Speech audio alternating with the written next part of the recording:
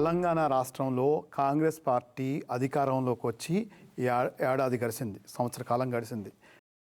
అయితే మీరు భారత కమ్యూనిస్ట్ పార్టీ కానీ మీరు కానీ తెలంగాణ ప్రత్యేక రాష్ట్రాన్ని బలపరిచారు. మీరు కలలు కన్నా ఆశించిన ప్రజా తెలంగాణ సాకారం అయిందనుకుంటున్నారా లేదా? మేమేం కలలు కనలేదు, కాబట్టి సమైక్యాంధ్ర కావాలని కోరుకునే వాళ్ళమే. అయితే రాను రాను తెలంగాణ ప్రాంతంలో ఉన్నటువంటి అనేక పద్ధతుల్లో ఒక డిస్క్రిమినేషన్కి గురవుతామని చెప్పేసి ఫీల్ అయ్యారు. పరిపాలనలో కూడా మార్పులు వచ్చిన మాట వాస్తవమే. ఇవన్నీ గమనించిన తర్వాత ప్రజల్లో వచ్చినటువంటి అభిప్రాయాన్ని మనం గౌరవించకుండా అణగొట్టడానికి ప్రయత్నిస్తే అది కరెక్ట్ కాదు. ఎందుకంటే 69లో వచ్చింది ఉద్యమం, 71లో వచ్చింది, వస్తూనే ఉన్నాయి. అటువంటి మేము కూడా ఆలోచించి ఎన్నాళ్ళైనా దీన్ని నివురికప్పు నిప్పులాగా ఆపడం మంచిది కాదు, ఆమోదించి సపరేట్ తెలంగాణ ఇవ్వడం మంచిది అని చెప్పి మేము చేసాం. ఒకటి. రెండోది, అది తెలంగాణ రాష్ట్రం రిచెస్ట్ స్టేట్, అదేం పేద దేశం కాదు. మన ఈవెన్ టుడే తెలంగాణకు మంచి రిచెస్ట్ రిసోర్సెస్ ఉన్నాయి, దాన్ని ఉపయోగించుకోవాలని ఫీల్ అవుతున్నారు. ఒకటి. సరే, తెలంగాణ వచ్చింది. వచ్చిన తర్వాత దేనికి వచ్చింది? నిధులు, నియామకాలు, నీరు, ఇవన్నీ యూటిలైజేషన్. గోదావరి నీళ్ళు, కృష్ణ, ఇదంతా ఉన్నాయి కదా. దీనికి అనుకూలమైన పద్ధతుల్లో రాజ్యపాలన వస్తుందని చెప్పేసి అందరూ ఎక్స్పెక్ట్ చేశారు. గిరిజనులను మొదలుకొని గుర్తుంచుకోండి, ప్రత్యేక తెలంగాణ కోసం కేవలం మేధావులకే వరకే కాదు పరిమితం. నేను నల్లమల అడవుల్లోకి పోయాను. ది బీర్స్ కంపెనీ వాళ్ళు ఆ నల్లమల అడవుల్లో తవ్వుతున్నారు. అది నేను మహబూబ్ నగర్ నుంచి అడవుల్లో పోయినాను, కాలిబాట పోవాల్సి వచ్చింది. అక్కడ ఒక గిరిజనులంతా నాకు కనిపించారు. అందులో ఒక 20 ఏళ్ళ వయసు ఉన్న ఒక అమ్మాయి సంఘం పెట్టుకొని వచ్చింది. ఈమె సర్పంచ్ అని చెప్పారు. నీ పేరు ఏంటమ్మా అన్న? నా పేరు తిరుపతి అమ్మా అనేది. తిరుపతి అంటే మా ఊరే అని అది పట్టుకున్నా. ఆమె వెంటనే, మీరు ఆంధ్ర, నేను తెలంగాణ అంది. అంటే గిరిజన యువతి, ఆ అమ్మాయి పేరు తిరుపతి, నేను తిరుపతి ఉండి కాబట్టి జోక్గా, ఓ మా ఊరితో మా పేరేనమ్మా అన్న. వెంటనే రిజెక్ట్ చేసింది. అంటే అంత స్ట్రాంగ్గా మీరు అనుకుంటే కేవలం మేధావుల వర్గం నుంచి ఇప్పుడు ప్రత్యేక తెలంగాణ ఉద్యమం వచ్చింది కాదు, గిరిజన ప్రాంతం నుంచి కూడా వచ్చింది అది. నేను మొత్తం నేను అంతా కలిసి చేసాం. ప్రతి ఊర్లో ఏర్పడిపోయినాయి. అంత స్ట్రాంగ్గా వచ్చిన తర్వాత పరిపాలన ఏం చేశారు? కేసీఆర్ అధికారంలోకి వచ్చాడు. వచ్చిన తర్వాత దానికి విరుద్ధమైన ఏదైతే చెప్పాడో దానికి విరుద్ధమైన ప్రాంతంలో పరిపాలన సాగించడం మొదలుపెట్టాడు. 10 ఏళ్ల పాటు రాష్ట్రాన్ని ఒక విధంగా ధ్వంసం చేశాడు. తెలంగాణ ఏర్పడినప్పుడు 16,000 కోట్ల రూపాయలు సర్ప్లస్, ఆంధ్ర ప్రాంతానికి అప్పు, వీళ్ళకి సర్ప్లస్. మరి సర్ప్లస్లో ఈ రాష్ట్రాన్ని అప్పగించిన తర్వాత దాన్ని ఆ పరిపాలన ఎట్లా సాగించారు? అప్పులు గొప్పగా చేసి పెట్టారు తప్పితే ప్రజల్లో పెద్దగా రాలే, ఆర్థిక మార్పులు రాలే. వాళ్ళ కుటుంబం వాళ్ళకి మార్పులు బాగానే వచ్చాయి, అంతవరకు బాగానే చేశాడు. ధరణి పెట్టాడు. ఎంత మోసపూరితం అంటే, ధరణి ఎందుకు పెట్టాడు? తెలంగాణ సాయుధ పోరాటంలో పేదవాళ్ళకు తగిన భూములు, నక్సలైట్ ఉద్యమం రావడం ద్వారా ఈ తెలంగాణ ప్రాంతంలో భూముల్ని పేదవాళ్ళకు స్వాధీనం చేసినటువంటి ఘటనలు ఉన్నాయి. అవన్నీ వాళ్ళు పని చేసుకుంటున్నారు, వ్యవసాయం చేసుకుంటూ అనుభవిస్తున్నారు. భూస్వాములు పారిపోయి హైదరాబాద్కి వచ్చేసారు. ఇప్పుడు వాళ్ళకందరికీ హక్కు కల్పించడానికి దండ పెట్టాడు. దండ పెట్టి పాత అడంగల నుంచి ఎవరు పేర్లు ఉంటే ఆ పేర్లంతా దండకి ఎక్కించేశాడు. అంటే ఇప్పుడు దాకా వ్యవసాయం చేసుకుంటున్న పేదవాళ్ళు, గిరిజనులు, అదే వాళ్ళకి భూమి లేకుండా పోయింది, దాని మొత్తం ఎక్కించేసాడు వాళ్ళకి. చూశాను దాన్ని. అందువల్ల అయితే చాలా భూస్వాములకు అనుకూలంగా, వాళ్ళ వర్గానికి అనుకూలంగా భూ సమస్యలు మార్చేశాడు. తర్వాత ఈ అవినీతి పరాకాష్ట మనం ఊహించక్కర. ఇప్పుడు వెనక జరుగుతున్న తర్వాత విషయం దాంట్లో ఒక కాళేశ్వరం ప్రాజెక్టు తప్ప అచీవ్మెంట్లో, అది కాళేశ్వరం ప్రాజెక్టు కూడా రాంగ్ ప్రాజెక్ట్.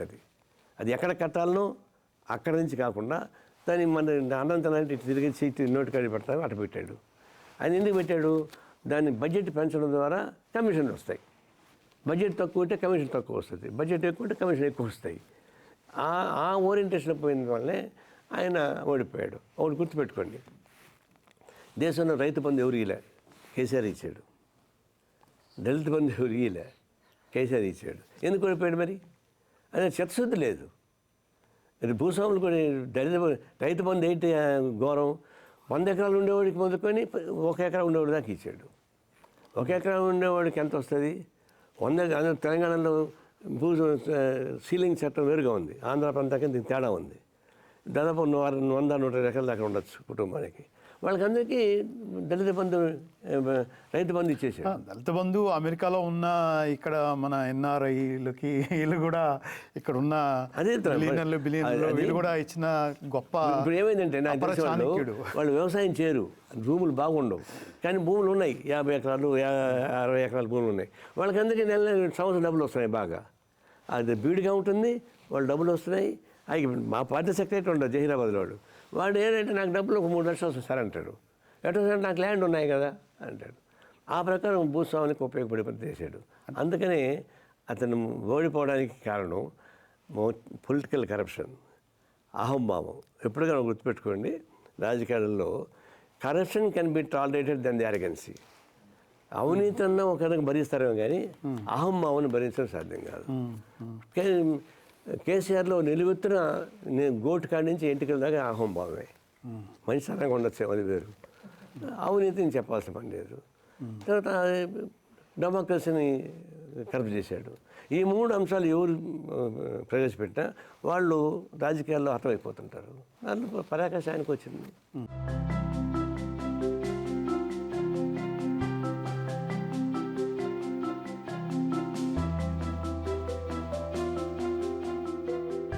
తెలంగాణ ముఖ్యమంత్రి రేవంత్ రెడ్డి ఈ పరిపాలనలో ముఖ్యంగా విద్యారంగాన్ని, ఆరోగ్య రంగంలో ఏమైనా మెరుగుపడిందా లేదా ఈ ఏడాది కాలంలో? ఇప్పుడు ఒకటి గుర్తుపెట్టుకోండి, 10 ఏళ్ల పాటు రాష్ట్రాన్ని ఒక నెగిటివ్ పద్ధతిలో పరిపాలించినటువంటి, ఒక విధ్వంసకర చర్యలతో ప్రారంభించినటువంటి పరిపాలన. అప్పులు కూడా దాదాపు 3 లక్షల కోట్ల రూపాయల దాకా అప్పులు చేశారు. వాళ్ళు ఎక్కువ చెప్పారు, 3 లక్షల కోట్ల రూపాయల దాకా అప్పులు ఉన్నాయి. సరే, అప్పులు ఉంటాయి, అది వేరు.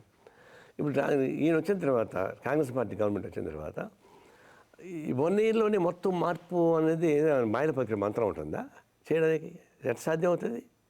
విధ్వంసం చేయడం చాలా ఈజీ, ఇల్లు పడగొట్టడం చాలా సులభం, కట్టడం చాలా కష్టం. మరి 1 ఇయర్లో మొత్తం రావడానికి సాధ్యం కాదు.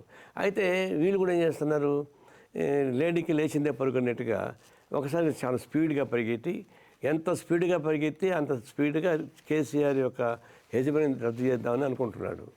అది కూడా కరెక్ట్ కాదు. కాంక్రీట్గా చేయాల్సిన పనులు చేయాల్సిందే. కొన్ని పనులు చేస్తున్న మాట వాస్తవమే, చేయకుండా లేదు. ఒక్కసారిగా మొత్తం పరిష్కారం చేసినట్టు అనుకుంటారు మనం, ఎట్లా సాధ్యం అవుద్ది? అందులో ఇదేది ఇండిపెండెంట్ కంట్రీ కాదు, భారతదేశ ప్రభుత్వంలో ఇది ఒక స్టేట్, ఒక భాగం. ఇది వీళ్ళు సొంతంగా డెసిషన్ తీసుకున్నారు. కేంద్ర ప్రభుత్వం ఒకటి ఉంది ఆన్సర్ పెట్టడానికి, వీళ్ళు డెసిషన్ తీసుకోవడానికి వీలు లేదు. అందువల్ల కేంద్రం రాష్ట్రాలు సమసంబంధంగా ఉండాల్సిందే. ఇంకొకటి ఏంటంటే, ఈయన జాతీయ పార్టీ, ఇది ఈ డెసిషన్ తీసుకోలేడు, ఎందుకంటే జాతీయ వాళ్ళు ఒప్పుకోరు సెంట్రల్లో, ఆ సమస్య కూడా ఉంటుంది. అయినా కూడా సరే వాళ్ళ రైతు బంధు, రైతు సంబంధించిన లోన్స్ చేస్తున్నాడు. ఒక 20% పెండింగ్ ఉంది. పెండింగ్ ఉందంటే ఒక టెక్నికల్ ప్రాబ్లమ్స్. 2 లక్షల రూపాయల వరకు రద్దు చేస్తానని చెప్పాడు. ఇప్పుడు నాకు 2 లక్షల అప్పు ఉంటుంది. ఇప్పుడు బ్యాంక్ వాడు ఏమంటాడు, నువ్వు అది 2 లక్షల పైన ఉండే అప్పు ఇప్పుడు కట్టేయి, నేను రద్దు చేస్తాను అంటాడు. మనం ఏమంటాము, 2 లక్షల రూపాయలు రద్దు చేసేయమని మనం చెప్తున్నాం. ఆ లోపు రద్దు చేశారు, మిగిలిన పెండింగ్లో పెడుతున్నారు. మా డిమాండ్ ఏంటంటే, ఆ అప్పు ఉంటే ఉంటుంది, నువ్వు 2 లక్షలు రద్దు చేసేయి, మిగిలిన మళ్ళీ అప్పు ఉంటుంది అని చెప్పి మనం అంటున్నాం. బ్యాంక్ వాళ్ళు పేచి, గవర్నమెంట్ పేచి పద్ధతి ఉంది. బ్యాంక్ ఏంది, RBI రూల్స్ ఉంటాయి వాళ్ళకి, అది కేంద్ర ప్రభుత్వ రూల్స్. ఈ పండుగలు కొన్ని పడుతున్నాయి మాట వాస్తవమే. కొన్ని పరిష్కారం అవుతున్నాయి, కొన్ని పరిష్కార దశలో ఉన్నాయి. ఈ కరప్షన్ మీద కొంచెం సీరియస్గానే వర్కౌట్ చేస్తున్నారు. మిగిలిన అంశాలు కూడా మీరు చూశారు కదా. అది 1 ఇయర్లోనే అంటే ఏదో అన్నప్రాసన రోజు ఆవకాయ పచ్చడి పెట్టినట్టుగా ఉంటుంది.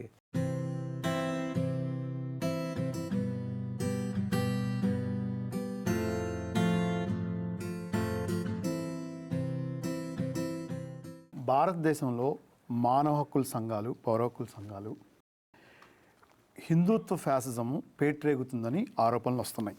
ఇటీవల Nadeem Khan, the national secretary of association of protection of civil rights, ఆయన మీద కేసులు పెట్టి, పోలీసులు కేసులు పెట్టి ఆయన్ని వేటాడి ఆయన మీద రిప్రెషన్ చేశారు. దీని మీద People's Union for Civil Liberties ఒక స్టేట్మెంట్ కూడా ఇచ్చింది. అంటే ఈ ఢిల్లీ పోలీసులు హక్కుల సంఘాల గొంతు నొక్కుదామని ప్రయత్నిస్తున్నారు. అదే కాకుండా ఉత్తరప్రదేశ్లో ఈ బీఫ్ బ్యాన్ ఇన్ అస్సాంలో అంటే అది సరే, అది ఆ చట్టం ఏదవుతుందో వాడు ఒక గౌరవించాలి. ఆధునిక ఉగ్రవాది. అయితే ఫుడ్ ఫ్యాసిజం అనేది పెరుగుతోందా? కాదు, అస్సాం ముఖ్యమంత్రి ఒక ఆధునిక ఉగ్రవాది అతను, అది తక్కువ కాదు, చాలా డేంజరస్ ఫెలో. సరే, అది పక్కన పెడదాం. ఇప్పుడు మీరు చెప్పిన దాన్ని బట్టి, సరే మీరు చెప్పిన పేర్లు కొన్ని చెప్పారు. మరి ప్రొఫెసర్ సాయిబాబా ఏంటండి? ఆయనకేంటి 80% అది పని చేయదు. ఆయన మేధావి. ఎన్నేంటి జైల్లో పెట్టారు ఆయన్ని? ఎంత హింసించారు? అండా జైల్లో పెట్టారు. చివరికి ఏమన్నారు?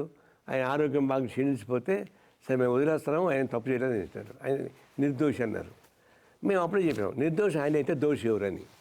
ఇన్నేళ్ల పాటు హింసించినటువంటి అతను దోషి అని చెప్పి ఇప్పుడు నిర్దోషి అంటే దోషి ఎవరు? దోషి రావాలి బయటికి, రావడం లేదు. నేను సుప్రీంకోర్టుకి లెటర్ రాశాను సేమ్ డే.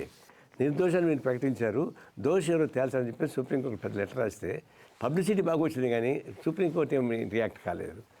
తర్వాత వరవరరావు ఏంటి, ఆయన పొరకు పొలంత ఉంటాడు, మోడీని చంపేస్తారు పోయేమన్నా. ఆయనకి బెయిల్ ఇచ్చి బాంబేలో పెట్టేశారు. ఆయన ఊరికి వస్తే కొంచెం సైకలాజికల్ ఫీలింగ్స్ ఉంటాయి, ఆయన బాంబేలో పెట్టి ఆయన హింసిస్తున్నారు. తర్వాత గోవింద పన్సారే పెద్ద పర్సనాలిటీ చంపేశారు. గౌరీ లంకేష్ చంపేశారు. వైస్ ఛాన్సలర్ దబోల్కర్ చంపేశారు. వాళ్ళ కేసు ఏం రావడం లేదు. అందువల్ల సివిల్ లిబర్టీస్ పైన దాడి చేస్తున్నమాట వాస్తవమే. అయితే దీనిలో ఇంకొక చిన్న సమస్య ఒకటి ఉంది. లిబర్టీస్ ఎవరికి మీకా మాకా అంటే న్యాయపరంగా ఉండాల్సిందే. ఆ ప్రకారం ఫైట్ చేస్తున్నాం. ఇప్పుడు ఇక్కడ లింక్ ఏముందంటే రోజువారీగా ఇప్పుడు మొన్న నక్సలైట్స్ 9 మంది 10 మంది చంపేశారు, ముడుగులు చంపేశారు. అంతకుముందు బస్తర్లో చంపేశారు. వాళ్ళు చంపేస్తున్నారు, మేము సంతాపం ప్రకటిస్తూ ఉన్నాం. ఇప్పుడు సమస్య ఏమొచ్చింది? ఇప్పుడు ఈ నేల విడిసి సాము చేస్తే వచ్చేటువంటి నష్టం వస్తూ ఉంది. నేనేం సాయుధపడటానికి తప్పడం లేదు, కానీ మారుతున్న పరిస్థితుల్లో ఉద్యమాన్ని కూడా మారే పరిస్థితి ఎత్తుకెళ్ళి తీసుకోవడం లేదా? ప్రపంచ చరిత్ర మొత్తం ఎక్కడ తిరిగేసినా కూడా ఎత్తుగడలు చాలా ముఖ్యం. ఇప్పుడు తెలంగాణ సాయుధపడటం కూడా మేము ఒక తప్పేం చేసాము. ఇండియన్ ఆర్మీ వచ్చి డైరెక్ట్గా పార్టిసిపేట్ చేసిన తర్వాత మేము ఫైట్ చేసి ఉండకూడదు. అప్పుడు ఫైట్ చేయడం అనేది ఎక్కువ మంది చనిపోయింది. అప్పుడే నిజాం పరిపాలనలో చనిపోయిన దానికన్నా ఇండియన్ గవర్నమెంట్ వాళ్ళు చనిపోయిన ఎక్కువ మంది. అప్పుడు మా ఆర్గ్యుమెంట్ ఏంటి? అప్పుడు దాకా మేము ల్యాండ్ సంపాదించి పేదవాళ్ళు పెట్టాము, ఇప్పుడు మళ్ళీ అదే నిజాం శిష్యులు మళ్ళీ కద్ద తోపి వేసుకొని మళ్ళీ వచ్చి పోలీసు మీద ఉపయోగిస్తామని చెప్పేసి అన్నారు. నిజమే. అయితే దాడి ఎవరి మీద చేశాము? పోలీసు మీద దాడి చేశాము. వాళ్ళు ఎవరి మీద దాడి చేశారు? కమ్యూనిస్ట్ మీద దాడి చేశారు. అందులో ఎత్తుగడల రీత్యా కొన్ని సమస్యలు వస్తున్నాయి. ఇప్పుడు కూడా నా ఉద్దేశంలో జనసీవన్ సమంతో కలిసి ఉద్యమాలు సాగించడం కాకుండా కేవలం ఈ పద్ధతిలో కొనసాగిస్తే ఎంతవరకు న్యాయం జరుగుతుంది, ఎంతవరకు మనం న్యాయం చేకూర్చుకోవాలని చెప్పేసి ఆలోచించుకోవాల్సిన అవసరం వస్తుంది.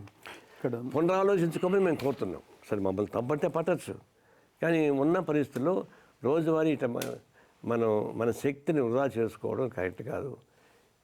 వెనకమని చెప్పాను, విత్తనం చేసుకోమను, అవకాశాలు మారమని నేను చెప్పడంలే. ఎత్తుగడల రీత్యా కొంత మార్పులు చేసుకోవాల్సిన అవసరం ఉద్యమ రీత్యా. నారాయణ గారు, నా పేరు నసీం షేక్. ఒక ప్రశ్న ఏంటంటే, దాదాపు గత 50 సంవత్సరాలుగా అంటే ఈ సాయుధ పోరాటంలో కానివ్వండి, కమ్యూనిజాన్ని నమ్ముకొని గత 50 సంవత్సరాల్లో కొన్ని వేల మంది అమాయకులు కానీ, కొన్ని వేల మంది నక్సలైట్లు ఉద్యమంలో చాలామంది ప్రాణాలు కోల్పోయారు.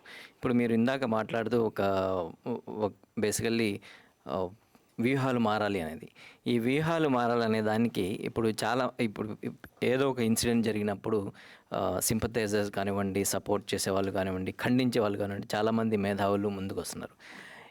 ఇది లీడర్షిప్ స్థాయిలో ఈ ఫీడ్బ్యాక్ వెళ్తుందా? అసలు ఈ రోజుల్లో సాయుధ పోరాటానికి సొల్యూషన్ అంటే సాయుధ పోరాటం ఆ పంథాకి ఆదరణ ఉందా? వాళ్ళు ఏమైనా సాధిస్తున్నారా? ఎందుకు ఇంకా మనము ఈ ఫేక్ ఎన్కౌంటర్స్ రూపంలో చాలామంది అంటే అమాయకులు కానివ్వండి, ఎడ్యుకేషన్ లేక కానివ్వండి, ఇవన్నీ ఇంకా అంటే దాదాపు ఇప్పుడు మీరు చూస్తే చాలా వేల మంది చనిపోయారు. దీన్ని ఆపడానికి లీడర్షిప్ స్థాయిలో ఏం ప్రయత్నాలు జరుగుతున్నాయి? ఇప్పుడు తెలంగాణ సాయుధ పోరాటం జరిగింది, చాలా తెలుసు. 4,500 వేల మంది పోగొట్టుకున్నాం. అది అంతర్జాతీయ స్థాయిలో అప్పుడు స్టాలిన్ సోవియట్ యూనియన్ ప్రెసిడెంట్. ఆయన దగ్గర చర్చ జరిగింది. సుందరయ్య గారు, చంద్రరాజేశ్వరరావు గారు, బసవపున్నయ్య గారు అంతా కలిసి నలుగురు పోయారు. ఆయన 2 రోజుల పాటు వీళ్ళతో చర్చించి అన్ని విషయాలు చెప్పడం ఇప్పుడు చెప్తున్నా. ఆయన మ్యాప్ చూశాడు, భారతదేశ మ్యాప్ చూశాడు. భారతదేశ మ్యాప్లో తెలంగాణ ఇంత రెడ్ స్టార్ కనిపిస్తుంది. అప్పుడు అడిగాడు, చైనాలో అంటే అది వీకెస్ట్ బలహీనమైన గవర్నమెంట్ ఉంటుంది. ఇప్పుడు గ్రామాలు ఆక్రమించుకుంటూ క్యాపిటల్ని ఆక్రమించారు సాయుధ పోరాటంతో, అది వేరు. సోవియట్ యూనియన్లో మొత్తమే జనమే సాయుధ తిరుగుబాటు చేసి పోగొట్టారు. ఇక్కడ మీకు కొత్తగా గవర్నమెంట్ వచ్చింది.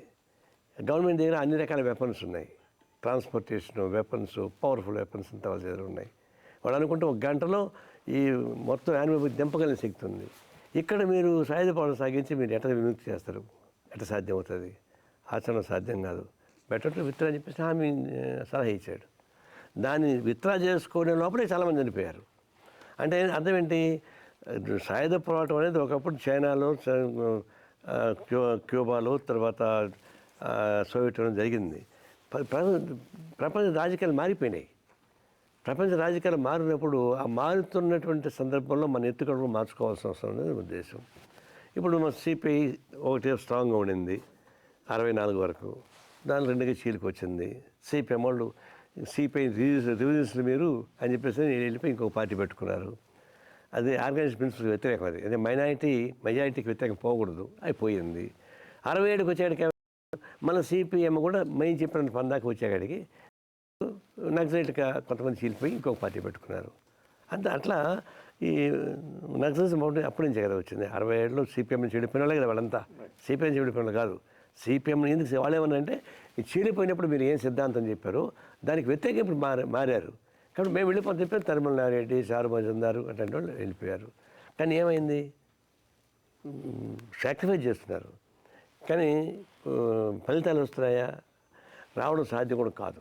ఇప్పుడున్నటువంటి బూర్జువా యంత్రాంగం చాలా స్ట్రాంగ్గా ఉంటుంది.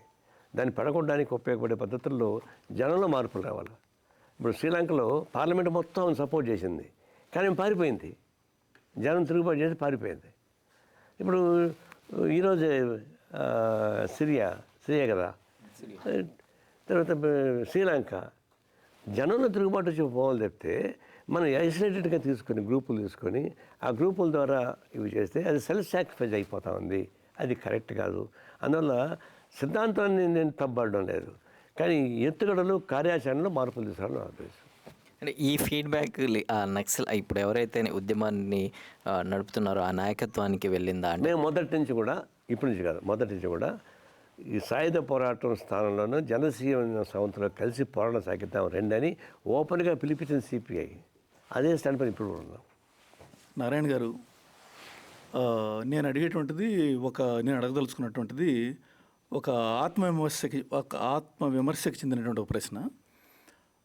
సుదీర్ఘకాలంగా వామపక్షవాదిగా ప్రపంచంలో ఉన్నటువంటి కమ్యూనిస్టు పార్టీలతో చాలా వాటితో పరిచయం ఉన్నటువంటి వ్యక్తిగా కమ్యూనిస్ట్ పార్టీ ఆఫ్ రష్యన్ ఫెడరేషన్లో నేను చాలామంది నాకు తెలుసును. జుగానోవ్ గారితో కూడా నాకు పరిచయం ఉన్నది వ్యక్తిగతంగా.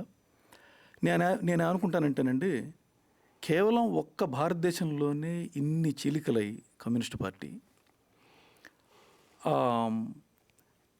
ఇది ఇన్ని చీలికలు కావటం వల్లనే వామపక్ష ప్రత్యామ్నాయం ఒక బలమైనటువంటి శక్తిగా ఎదగలేకపోయిందనేటువంటిది కమ్యూనిస్టు నాయకులకి తెలిసుండి కూడా ఎన్నో రకాలైనటువంటి చీలికలు వాళ్ళు చేసి, ఒకటి. రెండవది, సాయుధ పోరాటం ద్వారా, తుపాకీ కొట్టడం ద్వారా మనకి రాజ్యాధికారం లభించదు, అది ఆ తరం వెళ్ళిపోయింది, ఆ సమయం దాటిపోయింది అని తెలిసినా కూడా తన ముక్కుసూటి సిద్ధాంతాలతో చాలామంది కమ్యూనిస్ట్ నాయకులు ఈ ఐకమత్యానికి భంగం చేస్తూ తమకి చిత్తశుద్ధి ఉన్నప్పటికి కూడా ఈ ముక్కుసూటి సిద్ధాంతం అనేటువంటిది ఉండటం వల్ల తను నమ్మినటువంటి సిద్ధాంతాలకు మాత్రమే, తన ఊహించినటువంటి ఆ పంధాకి మాత్రమే కట్టుబడి మిగతా సిద్ధాంతాలను పట్టించుకోక వ్యూహం అనేటువంటిది పలు రకాలుగా అయిపోయి ఒక తాటి మీద నడకపోవటం వల్లనే ఈనాడు ఒక ప్రత్యామ్నాయం లేనటువంటి సమస్య ఏర్పడింది. ప్రపంచ కమ్యూనిస్టు పార్టీల్లో చూసినట్లయితే దాదాపు అన్ని చోట్ల ఒక తాటిపై నడుస్తున్నది. కానీ కేవలం మన దేశంలోనే ఈ ముక్కుసూటి తత్వం, తర్వాత ఎదుటివాడిని వినకపోవటం అనేటువంటిది ఈరోజు కూడా తిరిగి మళ్ళీ ఇప్పటికి కూడా తుపాకీ కొట్టడం ద్వారానే రాజ్యాధికారం వస్తుందని నమ్మేటువంటి ఎంతోమంది వాళ్ళు మిగతా కమ్యూనిస్టుల మాట వినకపోవటం, అది చాలా ముఖ్యమైనటువంటి సమస్యగా ఉందని చెప్పేసి నేను అనుకుంటాను. మీ అభిప్రాయం? కమ్యూనిస్టు చీలిక కేవలం భారతదేశమే కాదు, ప్రపంచం మొత్తం మీద చీలినాయి. సోవియట్ యూనియన్, చైనా విభేదాల నుంచి, ఆ పర్యవసానం నుంచి ప్రపంచంలో అన్ని దేశాలు చీలినాయి, ఒక్క భారతదేశమే కాదు. ఒకసారి పరిశీలించు. నేపాల్ మొదలుకొని అంటే ఏ దేశమైనా సరే కమ్యూనిస్టులో చీలిక వచ్చిన మాట 64 తర్వాత వచ్చింది. అయితే వచ్చినా కూడా ఫైట్ చేసి ముందుకు వస్తుంటే ఘటనలు ఉన్నాయి, అది వేరు. ఇక్కడ ఇంకా ఎక్కువ చీలినాయి. ఇప్పుడు దాదాపు నక్సలైట్స్ గ్రూప్ అంతగా 34-35 గ్రూపులు ఉంటున్నాయి. అది ఆ చీలికల పెళ్లికల వల్ల కూడా నష్టం వచ్చిన మాట వాస్తవం. అందుకే కమ్యూనిస్ట్ పార్టీ మొట్టమొదటి నుంచి కూడా చీలిపోయినప్పుడు అప్పీల్ చేసాం, కలిసి మాట్లాడుకున్నాం, let us agree to disagree అనే పాలసీగా పోదాం తప్ప చీలిపోకూడదు అనేది చెప్పాం. కానీ మా మాట వినలేదు. ఆ రోజు నుంచి ఈ రోజు దాకా కూడా కమ్యూనిస్టులు కలిసి అంత ఒకే గోడి కింద రావడం ద్వారానే ప్రజానీకానికి కాన్ఫిడెన్స్ క్రియేట్ చేయగలం. ఆ విధంగా రమ్మని చెప్పేసి మేము పిలిపిస్తున్నాము. అయితే ఒకే చేత్తో కుడితే చప్పట్లు రావు కదా. నేను ఏకపక్ష లవ్ అయితే కుదురుతుంది. ఇప్పుడు నువ్వు కూడా నన్ను లవ్ చేస్తే నేను లవ్ చేస్తే ఉపయోగపడుతుంది. ఆ విషయంలో ఇంకా స్టాండ్. మా ఉద్దేశం మాత్రం కమ్యూనిస్ట్ ఒకటి ఉండాలి ఉద్దేశం ఒకటి. రెండవది ఏంటంటే సార్ నక్సలైట్ అంటే వాళ్ళు ఒక కమిట్మెంట్ మీద వెళ్ళారు. మేమేమంటామంటే జనజీవన స్రవంతిలో కలిసి పోరాటం సాగించడం ద్వారా పాలక వర్గాన్ని ఓడిద్దామని చెప్పేసి మేము పిలిపిస్తున్నాం. అది వాళ్ళు ఎప్పుడు కన్విన్స్ అవుతారో నాకు తెలియదు. అది వాళ్ళ పార్టీ సిద్ధాంతం కదా. మీరు చెప్పిన మాట కరెక్టే. అందరూ ఒకటిగా ఉండి ఫైట్ చేస్తే పరిష్కారం అవ్వడానికి అవకాశాలు ఉన్నాయి. Let us wait for that.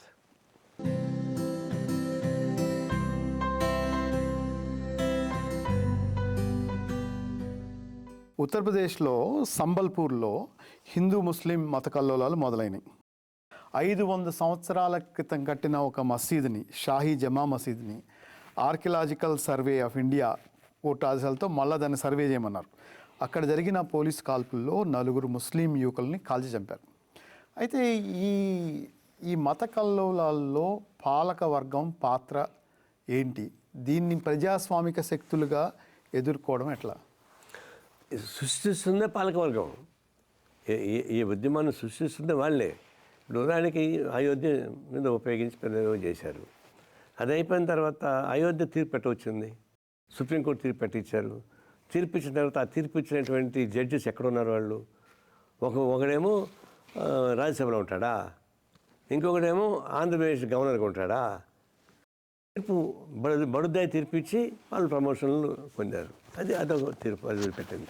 మన ఇప్పుడు ఏమంటున్నారు, అన్ని మసీదుల్లో మీరు పునాదులు తవ్వండి, అక్కడ హిందూ సింబల్స్ కనిపిస్తాయి అని చెప్పేసి మొదలుపెట్టారు. అయోధ్య ఏంది ఇంకా వరుస పెట్టి మొదలుపెట్టి చేస్తున్నారు. ఇది ఎవరు చేస్తాను? దాన్ని కేంద్ర ప్రభుత్వం చేస్తూ ఉంది. ఇప్పుడు చరిత్ర ఈ భౌగోళిక చాలా మార్పులు వచ్చినాయి, అనేక ప్రళయాలు వచ్చినాయి. ప్రళయాల్లో ఊర్లు మునిగిపోయినాయి, గ్రామాలు మునిగిపోయినాయి. రాజరిక వ్యవస్థలో నిర్మించే పెద్ద కట్టాలు కూడా భూమిలోకి వెళ్ళిపోయినాయి. ఇవన్నీ ఇప్పుడు అవన్నీ తవ్వు తీస్తూ ఉంటాము. ఇప్పుడు స్వాతంత్రం వచ్చిన తర్వాత ఇప్పుడు మనం ఏం చేస్తాం దాన్ని చూడాలి తప్ప చరిత్ర మొత్తం తిరగేసి అక్కడి నుంచి మొత్తం ఈ ముస్లిమ్స్ ఇతర దేశాల నుంచి వచ్చారు కాబట్టి అని అంటారు. ఇతర ముస్లిమ్స్ కూడా స్వాతంత్ర పోరాటంలో పాల్గొన్నారు కదా. బ్రిటిష్ వ్యతిరేకంగా ముస్లిమ్స్ కూడా పాల్గొలేదా? నిజాం వ్యతిరేకం పోరాటం మగ్దుద్దీన్ ఎవరు? సాయుధ పోరాటంలో నెంబర్ 1 ఆయన. అందువల్ల వీళ్ళు దీన్ని కావాలని రెచ్చగొట్టి, అది చెప్తాను కదా, మెజారిటైజేషన్ ఒక సిద్ధాంతం అడ్డం పెట్టుకొని అన్ని చోట్ల ముస్లిమ్స్ హిందూ దేవాలయాలను పడగొట్టారు. వాళ్ళు మసీదు పునాలు తవ్వండి అని చెప్పేసి కేంద్రం నుంచి ఒక ఆదేశం వచ్చిన తర్వాత ఈ సమస్య వస్తూ ఉంది. అందువల్ల ఇది సృష్టించేదే ఇప్పుడున్నటువంటి బీజేపీ ప్రభుత్వం. దాన్ని వ్యతిరేకిస్తే వీళ్ళందరూ దేశద్రోహులు అంటే కాల్చి పడేస్తున్నారు. అందుకే సమలపతి అందరూ ట్రై చేసాం వాళ్ళు పరామర్శిద్దామని, గవర్నమెంట్ పోనింది ఏముంది. అందులో దీని కల్ప్రిట్ ఎవరంటే కల్ప్రిట్ ఉద్యమకారులు కాదు, కల్ప్రిట్ ఆర్ఎస్ గవర్నమెంటే.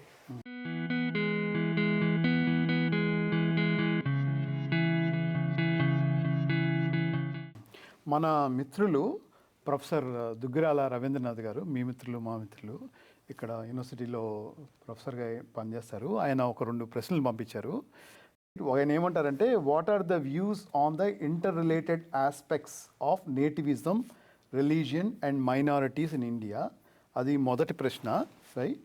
రెండో ప్రశ్న వచ్చి, how to curtail the current government's drive of hegemony as it relates to the governance based on the true democratic principles of secularism and pluralism.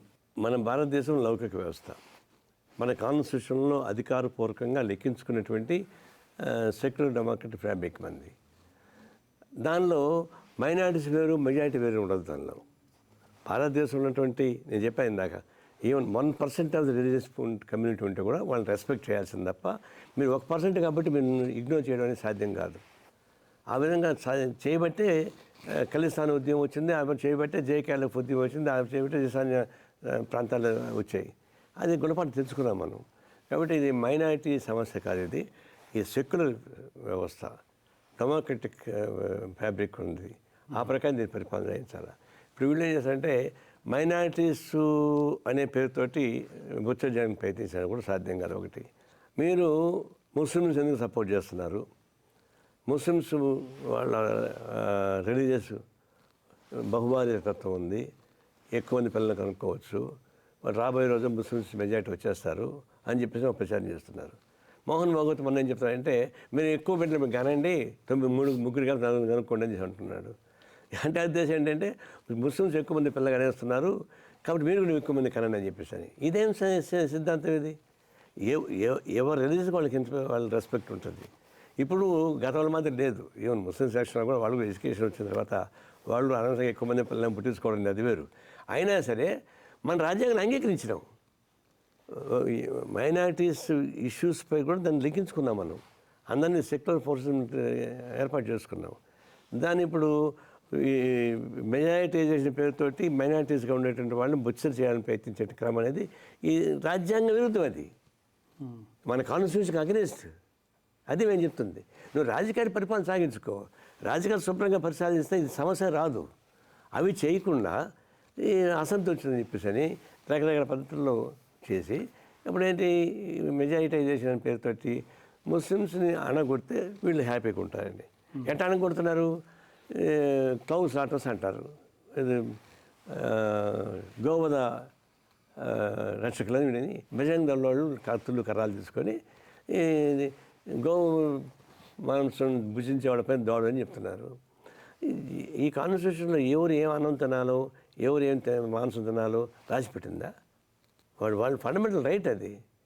ఆ రైట్ నువ్వు ఇది తినకూడదు, నువ్వు ఇది తినా అని చెప్పేసి నేను చెప్పడం అనేది అది ఫండమెంటల్ రైట్ కింద, హ్యూమన్ రైట్స్ కిందకి వస్తుంది. అందువల్ల ఇట్లాంటి వివక్షత చేయడం ఎందుకు చేస్తారంటే, వాళ్ళు ఇది చేయడం ద్వారా వాళ్ళు చేసే తప్పులను కప్పుచ్చుకొని మెజారిటీ ప్రజానీకం మీద మన్నన పొందాలని చెప్పేసి అని ఒక దుర్మార్గమైన ఆలోచన తప్ప ఇంకోటి కాదు. ఇప్పుడు ప్రస్తుత దేశ రాజకీయాలు చూస్తుంటే మహారాష్ట్ర ఎన్నికలు చూడండి, లేకపోతే ఇప్పుడు జరుగుతున్న అన్నిటికీ, అంటే ఇప్పుడు మీరు అన్ని ఇన్సిడెంట్స్కి ఒకటే కారణం, మెజారిటేరియన్ రాజకీయాలు. ఇప్పుడు ఈ మెజారిటేరియన్ రాజకీయాల్లో మీరు ముఖ్యంగా ఒక పరిణామం గమనిస్తే, ప్రతిపక్షాలు బలహీనపడుతున్నాయి. అంటే మతాన్ని యూజ్ చేస్తున్నప్పుడు, మతం ఆస్పెక్ట్ని తీసుకొస్తున్నప్పుడు ప్రతిపక్షాలు అది సిపిఎం పార్టీ కానివ్వండి, కాంగ్రెస్ పార్టీ కానివ్వండి, రాష్ట్రాల్లో ప్రాంతీయ పార్టీ, ఇప్పుడు మహారాష్ట్రలో శివసేన, ఇవన్నీ కూడా మీరు హార్డ్ హిందుత్వ, సాఫ్ట్ హిందుత్వ కాంపిటీషన్లో they are losing the battle. అంటే ఈ పరిణామంలో ఈ ఇన్సిడెంట్, అంటే ఈ పర్టికులర్ చేంజ్ని ఎలా మీరు హ్యాండిల్ చేస్తారు? అంటే ఇప్పుడు అంటే ఈ హార్డ్ హిందుత్వాన్ని ఎదుర్కోవడానికి ఏం ఎత్తుగడరు అంటే ప్రతిపక్ష పార్టీలుగా? ఇప్పుడు హిందుత్వంలో సాఫ్ట్ లేదు, హార్డ్ లేదు. హిందుత్వం అది. అందువల్ల దాన్ని మేము ఒప్పుకోవడం లేదు. సాఫ్ట్ హిందుత్వం, హార్డ్ హిందుత్వం అనేది కరెక్ట్ కాదు. అది రెండు ఏదైనా సరే ఒకే మోసం ఉండదు. రెండవది ఏంటంటే, దీన్ని అధిగమించడానికి ఉపయోగపడేటువంటి ఉద్యోగం ఎప్పటి నుంచి వస్తున్నాయి? రాజకీయాల్లో మౌలికమైన మార్పులు వచ్చినాయి. అంటే ఆర్థిక వ్యవస్థ మార్పులు వచ్చినాయి, సరళీకరణ, ఆర్థిక వ్యవస్థ మార్పులు వచ్చినాయి. దానిలో భాగంగా అనేక పద్ధతుల్లో సంక్షేమ కార్యక్రమాలు మొదలుపెట్టారు. అంటే సంక్షేమ కార్యక్రమం ఎందుకు మొదలుపెట్టారంటే ఓట్లు కొనుగోలు చేయడానికి ఉపయోగపడే పద్ధతిలో సంక్షేమ కార్యక్రమం మొదలు పెట్టుకున్నారు వాళ్ళు. కానీ మనం అదే పరమావధిగా చూసుకొని వెళ్తున్నాం, జరుగుతూ ఉంది. ఇప్పుడు ఎప్పుడైతే ఇది మారుతూ ఉందో, రాజకీయాలు డబ్బులు కలిసిపోయినాయి, వ్యాపారీకరణ అయిపోయినాయి, politicalisation, commercialisation of the politics వచ్చేసింది. తర్వాత అది చాలదని చెప్పని కమ్యూనలైజేషన్ ఆఫ్ పాలిటిక్స్, మతాన్ని ఇరికిచ్చారు, మళ్ళీ కులాలను ఇరికిచ్చారు. అంటే కులాన్ని మేము వ్యతిరేకించాం, అంటే కులతత్వాన్ని వ్యతిరేకిస్తాం తప్ప ఎవరి కులాన్ని వాళ్ళు ప్రేమించుకోవడం తప్పే ఉంది, ఎవరి మతాలను ప్రేమించుకోవడం తప్పే ఉంది. కానీ మతోన్మాదం కరెక్ట్ కాదు అంటున్నాం. ఇప్పుడు రాజకీయాల్లోకి డబ్బులు వచ్చినాయి, కులంను ఉపయోగిస్తున్నారు, మతాన్ని ఉపయోగిస్తున్నారు. ఈ 3 వెపన్స్ గట్టిగా నిలబడినాయి. దానికి వ్యతిరేకంగా ఫైట్ చేయడానికి కమ్యూనిస్ట్ చేతులు ఏం జెండాలు కరపతాలు తప్ప అంత విజయం లేవు. అది తాత్కాలికమైన పరిణామాలు. ఈ 3 రావడంతో వాళ్ళు ఏం చేశారంటే కార్పొరేటీకరణ పెట్టేశారు. ఇప్పుడు వాళ్ళు ఏం చేస్తారు, ఇప్పుడు నీ మీడియా 95% ఆఫ్ ది మీడియా మొత్తం వాళ్ళ చేతుల్లో ఉంది. ఎన్డీటీవీ ఎవరి హ్యాండర్కి పోయింది? ద బెస్ట్ ఇన్స్టిట్యూట్ ఆయనకు 6,000 కోట్ల రూపాయల అప్పుని చూపించి బెదరగొట్టి పక్కన పెట్టి సరే అది అయిపోయిన తర్వాత ఇప్పుడు 6,000 కోట్ల రూపాయలు రద్దు చేసి పారేశారు. ఏ ప్రణాళిక మీద కేసు పెట్టారో ఆయన నిర్దోషాన్ని ప్రకటించారు, 6,000 కోట్ల రూపాయలు రద్దు చేసి పారేశారు మారినాక. అంటే మీడియా మొత్తం వాళ్ళ చేతికి పోయింది. తర్వాత డెమోక్రటిక్ ఫోర్సెస్ మొత్తం కొనుగోలు చేయడం మొదలుపెట్టారు, రాజకీయ పార్టీలు కొనుగోలు చేయడం మొదలుపెట్టారు బ్లాక్మెయిల్ చేయడం ద్వారా. ఇవన్నీ వచ్చినాక ఏమైందంటే దాని వ్యతిరేకంగా నిలబడి పోరాటం సాగించడానికి ఇంకా జనంలో విపరీతమైన మార్పు రాకుండా పోతే సాధ్యం. ఎందుకంటే పొలిటికల్ పార్టీలు కూడా బ్లాక్మెయిల్ చేస్తారు. మమతా బెనర్జీ ఉంది, కేజ్రీవాల్ ఉన్నాడు, ములాయం సింగ్ వాళ్ళు ఉన్నారు. వీళ్ళంతా ఎట్లా బ్లాక్మెయిల్ చేస్తారు వాళ్ళని? నువ్వు ఫైట్ చేసుకో కానీ యూత్ కలవబాకు. కేజ్రీవాల్కి ఇచ్చిన వార్నింగ్ అదే, నువ్వు ఫైట్ చేసుకో కానీ యూత్ కలవబాక. వాడు సరెండర్ అయిపోయాడు ఇప్పుడు. అందుకని యూత్ కలవని ఒకటే ఉన్నాను ఎందుకంటున్నాడు, ప్యూరిఫైడ్ అయినాడనే. They blackmail that by the BJP corporate companies. మేము డబ్బులు ఇస్తాం మీకు, వాళ్ళతో కలవబాకు.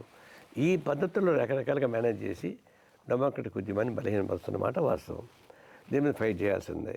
అందుకే మేము ఏం చేస్తున్నాము, ఇండియా కుటుంబంతో మేము కూడా కలిసి పెద్దని ఫైట్ చేయాలని ట్రై చేస్తున్నాం, ప్రయత్నం సాగిస్తున్నాం. జనంలో ఈ తిరుగుబాటు కూడా రావాల్సి ఉంటుంది. దానికి అందుకోవాల్సిన పద్ధతిలో మేము ఉండాలి. అవి కొన్ని టైం పడుతుంది. చూస్తున్నాం కదా చుట్టుపక్కల ఏమేమి మార్పులు వస్తున్నాయో, అట్లా మార్పు ఇటు వస్తుంది నేను ఎక్స్పెక్ట్ చేస్తున్నాను. హిందుత్వ భావజాలం అనేది ప్రవాస భారతీయుల్లో కూడా పాకిన విషయం వాస్తవం. సో దీని మీద మీ అడ్వైజ్ ఏంటి? ఎట్లా దీన్ని కంటైన్ చేసే సూచనలు ఏమైనా ఉన్నాయా? మనం హిందూ అనే మాటని కొంచెం వల్కరైజ్ చేస్తున్నాం. నాకు ఒక ప్రొఫెసర్ ఏం చెప్పాడంటే, నా వీడియో విని నువ్వే సపోర్ట్ చేస్తావు బీజేపీ అడిగాను నన్ను. నేనే సపోర్ట్ చేస్తాను అన్న. నీ ఉపయోగం 90 మాటలు బీజేపీ గురించి చెప్పినావు, నీకు 10 మాటలు మాత్రం కమ్యూనిస్ట్ పార్టీ గురించి చెప్పుకున్నావు అన్నాడు. అంటే ఏంటి, బీజేపీని ఓడించాలి, హిందువులు ఓడించాలి అనేది నెగిటివ్ యాంగిల్ పాజిటివ్ పోతుంది. 1. 2, హిందువులంతా ప్రగతికి వ్యతిరేకం కాదు, హిందూ ఫిలాసఫీ లేదు. మనం మాట్లాడేటప్పుడు జాగ్రత్త పడాల్సి ఏంటంటే, ప్రధానికి హిందుత్వం అని చెప్పడం ద్వారా సామాన్య ప్రజలు కూడా హిందువులు తిరుగుతున్నారు అని చెప్పేసి అనేటువంటి ఒక వర్షన్ పోతుంది. అది జాగ్రత్త చేసుకోవాల్సిన అవసరం ఉంది. దిస్ ఇస్ వీఆర్ సెక్యులరిస్ట్, లౌకికవాదనం. మనం హిందూవాదనం కాదు, లౌకికవాదనం అనేటువంటి ఉద్యమాన్ని ముందు తీసుకెళ్ళడం ద్వారా ఉపయోగపడుతుంది. ఇప్పుడు దాన్ని వాళ్ళు ఏం చేస్తారు, మనం హిందుత్వాన్ని గురించి మనం ప్రశ్నిస్తుంటే హిందువులను తిరుగుతున్నారని చెప్పేసి వాళ్ళు ప్రచారం చేస్తున్నారు. హిందుత్వం వేరు, హిందువులు వేరు కదా. అండ్ మన హిందుత్వం ప్రమాదం అని మనం చెప్తుంటే వాళ్ళు హిందువులను తిడుతున్నారు, హిందువులను హింసిస్తున్నారు అని చెప్పేసి బీజేపీ వాళ్ళు చెప్పడం మొదలు పెడుతున్నారు. ఆడ కొంచెం ప్రాబ్లమ్స్ ఉన్నమాట వాస్తవమే. అది కొంచెం జాగ్రత్త చేసుకోవాలి మనం. ఇండియాలో మైనారిటీస్ అంటే ముస్లిమ్స్ అండ్ క్రిస్టియన్స్, పంజాబీస్ వాళ్ళపైన ఇన్నోసెంట్స్ పైన అటాక్స్ జరుగుతున్నాయి. వాటిని ఎలాగా చేయడం, వాళ్ళపైన ఇన్నోసెంట్స్ పైన అటాక్ జరుగుతున్నాయి కదా ఈ మధ్యకాలంలో. అవును, వాళ్ళని ఎలా ప్రొటెక్ట్ చేయొచ్చు? Lot of minority people like Muslims, Christians, Punjabi people. మీరు చెప్పింది కరెక్టే. బీజేపీ వచ్చిన తర్వాత అట్రాసిటీ పైకి వాళ్ళు సెలెక్టెడ్గా మైనారిటీస్ పైన దాడి చేస్తున్నారు. దీన్ని బలహీనం చేయడం ద్వారా కొట్టి లొంగ తీసుకోవడానికి ప్రయత్నిస్తున్నారు. ఉదాహరణకి గుజరాత్లో అంత మ్యాస్గా జరిగింది. ఇప్పుడు ముస్లిమ్స్ ఓట్లు ఆయనకి వేస్తున్నారు ఎక్కువ బీజేపీకి, ఎందుకంటే థ్రెటన్ అయిపోయింది, ఒక భయంకరమైన పరిస్థితి. ఇప్పుడు శ్రీలంకలో జేవీపీ యాంటీ టమిలియన్స్, కానీ టమిలియన్స్ కూడా ఆయనకు ఓటేశారు, ఎందుకంటే ఆ విధంగా ప్రెషర్స్ వచ్చేస్తున్నాయి. అది ఒకటి. రెండు, అయినా సరే ఇక్కడ బీజేపీ గవర్నమెంట్కి వచ్చిన తర్వాత సెలెక్టివ్గా మైనారిటీస్ అంటే ముస్లిమ్స్ పైన ఏదో పేరుతోటి గోవద ఆవులను చంపుతున్నారు, ఆవులు చంపుతారని చెప్పేసి అనే పేరుతోటి దాడులు చేస్తున్న మాట వాస్తవమే. అది మేము ఫైట్ చేస్తున్నాం, మేమే గట్టి నిలబడుతున్నాం. వాస్తవానికి మా వాయిస్ ఎంత అనేది కాదు, ఇన్ ప్రిన్సిపల్ ఎక్కడ మైనారిటీస్కి అన్యాయం జరిగినా సరే కమ్యూనిస్ట్ వాయిస్ ఉంటుంది. ఎంత బలంగా ఉంది అనేది మా బలాన్ని బట్టి ఉంటుంది. బట్ మా సైద్ధాంతిక బలం ఉంది, భౌతిక బలం తక్కువ ఉండొచ్చు, అది ఎప్పుడు బయటపడతాను చూస్తున్నాను.